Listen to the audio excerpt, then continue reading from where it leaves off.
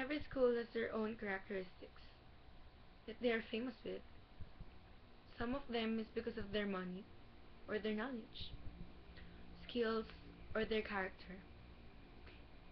And Adamson, being a Vincentian school, is famous for the three C's, which is character, competence, and charity.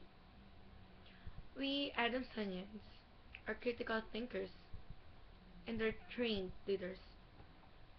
We Adamsonians know who we are and we are not boastful of what we have. We respect everyone as a person. And lastly, Adamsonians are faithful in our God. We reflect the personality of Saint Vincent de Paul, who committed himself for the poor.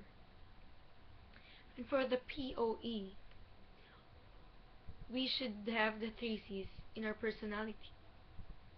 Even if we graduate from Adamson in our wandering far and near, we should attain these attributes.